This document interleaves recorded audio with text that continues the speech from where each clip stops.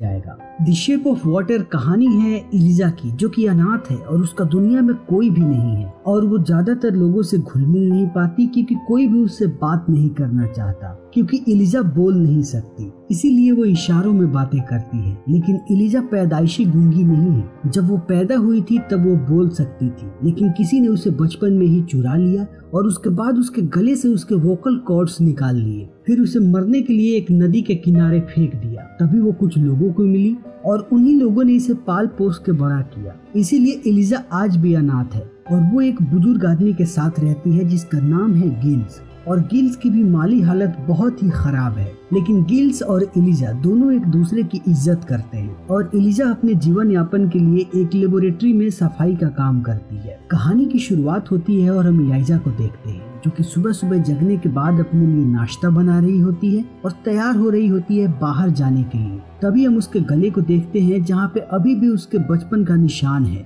और ये निशान तब का है जब बचपन में किसी ने उसके वोकल कॉर्ड्स को निकाल लिया था। और तैयार होने के बाद एलिजा पहुंचती है लेबोरेटरी में, जहां हम उसके दोस्त को देखते हैं जिसका नाम है जिल्डा। और गिल्स के अलावा एलिजा की बस जिल्डा ही एक दोस्त है और जिल्डा एलिजा को लेकर के बहुत ही प्रोटेक्टिव है। फिर जब एक दिन एलिजा और जिल्डा सफाई कर रहे होते हैं तभी इन्हें पता चलता है कि इस लेबोरेटरी में एक अनोखा जीव आने वाला है। फिर इस कमरे में एक बड़े से टैंक को लाया जाता है और वो जीव इसी टैंक के अंदर होता है। तभी एलिजा उस टैंक के पास जाती है और वो देखती है कि इस टैंक में सिर्फ और सिर्फ पानी भरा हुआ है, लेकिन एलिजा को वहाँ पे कुछ आवाजें सुनाई पड़ती हैं। फिर वो उस टैंक को छूने लगती है। तभी एलिजा उस पानी में एक भयानक हाथ को देखती है जिसे देख के वो डर जाती है। फिर यहाँ के डॉक्टर्स इन क्लीनर्स को बाहर निकाल देते हैं। फिर अगले दिन जब एलिजा काम कर रही होती है तभी वहाँ पे एक आदमी आता है जिसका नाम है रिचर्ड स्ट्रिकलैंड, और रिचर्ड ही इस अनोखे जीव पे रिसर्च कर रहा है। तभी एलिजा रिचर्ड के छड़ी को देखती है जो कि देखने में बहुत ही भयानक होती है,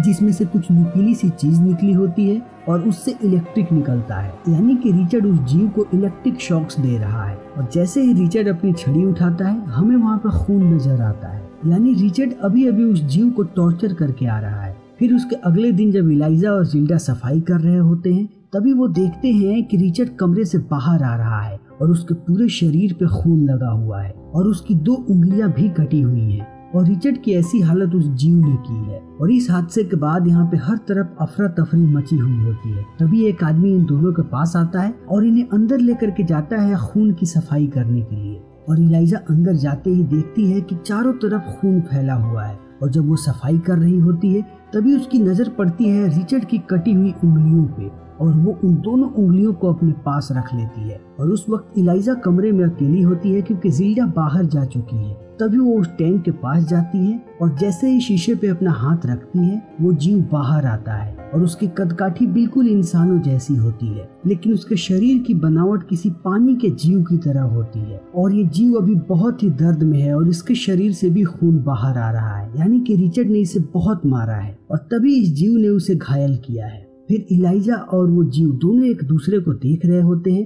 तभी यहाँ पे जिल्डा आ जाती है एक डॉक्टर के साथ और वो जीव वापस पानी में छुप जाता है। फिर एलिजा इस कमरे से बाहर निकल जाती है और वो दोनों उंगलियां उस डॉक्टर को दे देती है। लेकिन अब एलिजा के दिमाग में सिर्फ और सिर्फ वो जीव घूम रहा होता है और वो कैसे भी उससे दोबारा मिलना चाहती है। इसीलिए अगले दिन वो सबसे छुपती हुई उस लेबोरेटरी के अंदर पहुंचती है, जहाँ वो देखती है कि एक छोटा सा पुल बना दिया गया है पानी का और उसके अंदर उस जीव को जंजीर से बांध दिया गया है। और ये पानी हरे रंग का हो चुका है क्योंकि इसमें कुछ केमिकल्स डाले गए हैं, इसीलिए वो जीव इसे नजर नहीं आ रहा। तभी वो एक अंडा और चम्मच बाहर निकालती है, फिर चम्मच से अंडे पे मारने लगती है जिससे एक आवाज निकलती है और उस आवाज को सुनते ही वो जीव बाहर आ जाता है और एलिजा के सामने आके खड़ा हो जाता है। एलिजा इसे देखने के बाद थोड़ी भयभीत हो जाती है और उसके बाद उसे वो अंडा देने की कोशिश करती है, लेकिन अंडे को देखने के बाद वो जीव भड़क जाता है और चिल्लाने लगता है, जिससे एलिजा और भी ज्यादा डर जाती है और पीछे हट जाती है।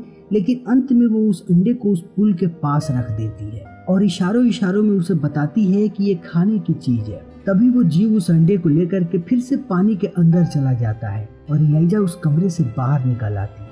तभी उसके पास जिल्डा आती है और कहती है कि हम दोनों को रिचर्ड ने बुलाया है। और ये लोग जैसे ही रिचर्ड के कमरे में जाते हैं तब रिचर्ड बताता है कि एलिजा ने जिस थैले में उसकी उंगलियों को डाल के दिया था उसमें पहले से चटनी लगी हुई थी जिससे उंगलियों में इन्फेक्शन हो गया है और दोबारा उन उंगलियों को हाथ में जोड़ना अब मुश्किल होगा। और रिचर्ड बहुत गुस्से में होता है, इसीलिए वो उन दोनों से सवाल पूछते ही जाता है और सारे सवालों के जवाब जिल्डा देती है, जिसे देखने के बाद रिचर्ड कहता है कि ये लड़की कुछ क्यों नहीं बोल रही। तभी रिचर्ड की नजर पड़ती है एलाइजा के गले के निशान पे और वो पूछता है कि ये निशान कैसे आया। फिर एलाइजा बताना शुरू करती है और एलाइजा जिन चीजों को इशारे में कहती है जिल्डा उन्हीं चीजों को रिचर्ड से कहती है और बताती है कि उसके साथ बचपन में क्या हुआ। और इन सारी बातों को सुनने के बाद रिचर्ड अपनी सहानुभूति जाहिर करता है और उसका गुस्सा भी ठंडा हो जाता है। फिर वो इन दोनों से इस जीव के बारे में बातें करने लगता है और बताता है कि इस जीव को दक्षिण अमेरिका के एक नदी से पकड़ करके लाया गया है